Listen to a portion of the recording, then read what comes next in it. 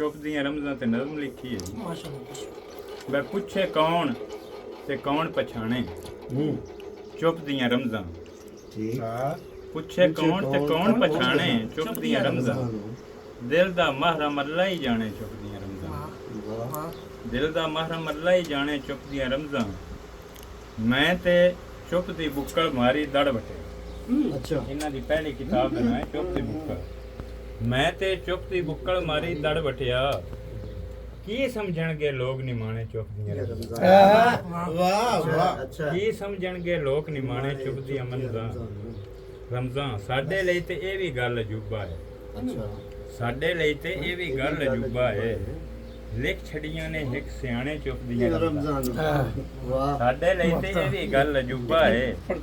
ਲਿਖ ਛੜੀਆਂ ਨੇ ਇੱਕ ਸਿਆਣੇ ਚੁੱਪ ਦੀਆਂ ਰਮਜ਼ਾਂ। ਤੇ ਵੇਖੋ ਤੇ ਸਹੀ ਇੱਕ ਵੰਜਾਰਾ ਖਾਬਾਂ ਦਾ। ਵੇਖੋ ਤੇ ਸਹੀ ਇੱਕ ਵੰਜਾਰਾ ਖਾਬਾਂ ਦਾ। ਰੱਖ ਬੰਦਾ ਏ ਰੋਜ਼ ਸਿਰਾਣੇ ਚੁੱਪ ਦੀਆਂ ਰਮਜ਼ਾਂ। वाह ਰੱਖ ਬੰਦਾ ਏ ਰੋਜ਼ ਸਿਰਾਣੇ ਚੁੱਪ राय ਦੀਆਂ साहब ने अपना ਰਮਜ਼ਾਂ। जिक्र किया है ਹਾਂਜੀ ਔਰ ਚਾਰੇ ਸਈਆਂ ਸ਼ਾਇਰ ਦਾ ਸਰਮਾਇਆ ਨੇ। ਚਾਰੇ ਸਈਆਂ ਸ਼ਾਇਰ ਦਾ ਸਰਮਾਇਆ ਨੇ। ਸੋਚਾਂ ਸਦਰਾਂ ਰੋਗ ਪੁਰਾਣੇ ਚੁੱਪ ਦੀਆਂ ਰਮਜ਼ਾਂ।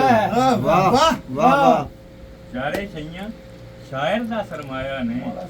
ਸੋਚਾਂ ਸਦਰਾਂ ਰੋਗ ਪੁਰਾਣੇ ਚੁੱਪ ਦੀਆਂ ਰਮਜ਼ਾਂ।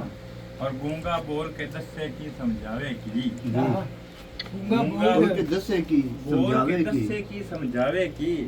क्यों पुछदे ने लोग दिगाने चौकियां। क्यों पुछदे ने लोग दिगाने चौकियां रमज़ां। और राही कौन ते कल दी गल सोच जरा। राही कौन ते कल दी गल सोच जरा। दसन की मुल्ला मलवाने चुप दिया क्या मलवाने? अच्छा अच्छा जी दसन की मुल्ला मलवाने चुप अच्छा दियां रमज़ां। वाह वाह पुछे कौन ते कौन पछाणे चुप दियां रमज़ां। दिल दा महरम अल्लाह ही जाने चुप दियां रमज़ां। वाह मेरी तरफों अमजद साहब नु जनाब नजराना या कीदा समझ लो वाह वाह या बहुत मेरी उम्दा मोहब्बत समझ बहुत लो। उम्दा मैं ये लिख सकिया ये मेहमान जनाब पेश करना। बहुत ਰਾਏ ਸਾਹਿਬ ਇਹ ਤੁਹਾਡੀ ਚੁੱਪ ਦੀ ਬੁੱਕਲ ਤੂੰ ਲੈ ਕੇ ਚੁੱਪ ਦੀ ਰਮਜ਼ਾਂ ਤੱਕ ਇਹ ਤੁਹਾਡੀ ਮੁਹੱਬਤ ਹੈ ਜਿਹੜਾ ਮੈਂ ਜ਼ਿੰਦਗੀ ਭਰ बड़ी गुजारना मोहब्बत और साथ में मेरा गरीब खाने तशरीफ लाया हो। ਤੁਸੀਂ ਇੱਕ ਐਸੇ ਇਨਸਾਨ ਨੂੰ अहबाब ने भी लाया। ਤੁਸੀਂ ਇੱਕ ਐਸੇ ਇਨਸਾਨ ਨੂੰ ਮੁਹੱਬਤ ਦਾਨ ਕੀਤੀ ਜਿਹੜਾ ਕਿ ਆਪਣੇ ਆਪ ਨੂੰ ਸਟਾਰਟ ਨਹੀਂ ਸੀ। ਸਰ ਤੁਸੀਂ ਸਾਡੇ ਨਾਲੋਂ ਬਹੁਤ ਬਿਹਤਰ ਲਿਖਦੇ ਹੋ। ਬਹੁਤ ਅੱਛੀ ਲਿਖਾਰੀ ਹੋ। ਬਹੁਤ ਅੱਛਾ ਤੁਹਾਡਾ ਮਾਈਂਡਸੈਟ ਹੈ। ਬਹੁਤ ਅੱਛਾ ਤੁਹਾਡਾ ਪਿਆਰ ਹੈ। ਬਹੁਤ ਅੱਛੀ ਮੁਹੱਬਤ ਹੈ। जी अखलाक मोहब्बत ਤੁਹਾਡਾ सबसे ਆ ਜਾਣਾ अहम है। ਮੇਰੀ ਕੁੱਲੀ ਤੱਕ ਹੀ ਮੇਰੇ ਵਾਸਤੇ ਆਜ਼ਾਦ ਦੀ। ਸਲਾਮਤ ਰਹੋ, ਸਲਾਮਤ ਰਹੋ। ਬਹੁਤ ਸ਼ੁਕਰੀਆ ਜੀ।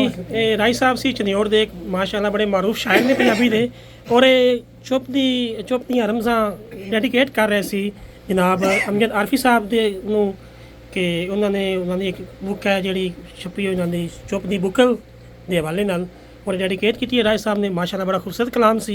एक छोटी जी लेकिन बहुत पुरवकार महफिल अपने बामी अरूज से है। अल्लाह ताला सारे में सलामत रखे। अली तमीमी चनियोट। बहुत शुक्रिया। शेयर करना भी आसान